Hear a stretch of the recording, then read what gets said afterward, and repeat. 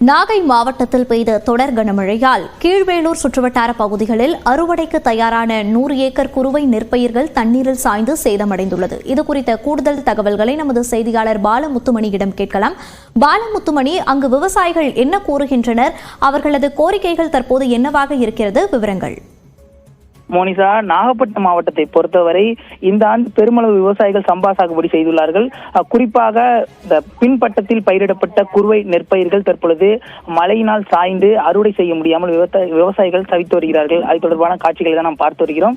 நாகப்பட்டினம் மாவட்டத்திற்கு உட்பட்ட கீழ்வேளூர் மற்றும் அதன் சுற்றுவட்டார பகுதிகளான ஆலங்குடி, ராதாமங்கலம், செம்பியன் மகாதேவி, கலசம்பாடி, ஆலியூர், சிராங்குடி, புலியூர் உள்ளிட்ட பல்வேறு பகுதிகளில் பரவலாக குறுவை சாகுபடி செய்யப்பட்டுள்ளது. இந்நிலையில் கடந்த ஒரு வாரத்திற்கு மேலாக அவ்வப்போது விட்டு பெய்து வந்த மழையானது கடந்த 3 தினங்களாக கனமழையாக பெய்து வருகிறது. இதன் காரணமாக வயலில் மழைநீர் தேங்கி அந்த நெற்பயிர்கள் பாரம் தாங்க முடியாமல் வயலிலேயே சாய்ந்துள்ளது. இந்த மழைநீர் வடியாத காரணத்தினால் சிராங்குடி, புலியூர் என்ற பகுதியில் உள்ள விளைநிலத்தில் அந்த வயலில் சாய்ந்த நெல்மணிகள் தற்பொழுது முளைக்க துவங்கி விவசாயிகளை ஒரு மிகப்பெரிய துயரத்தில் ஆழ்த்தியுள்ளது என்றே கூறலாம். இந்த முளைத்த நெல்மணிகளை அறுவடை செய்ய முடியாத நிலையில விவசாயிகளுக்கு மிகப்பெரிய ஒரு மகசூல் இழப்பு ஏற்படுவதாகவும், ஆகவே வேளாண் துறையினர் முறையாக கணக்கெடுத்து பாதிக்கப்பட்ட விவசாயிகளுக்கு உரிய இழப்பீடு வழங்க வேண்டும் என அந்த விவசாயிகள் கோரிக்கை விடுத்துள்ளார்கள்.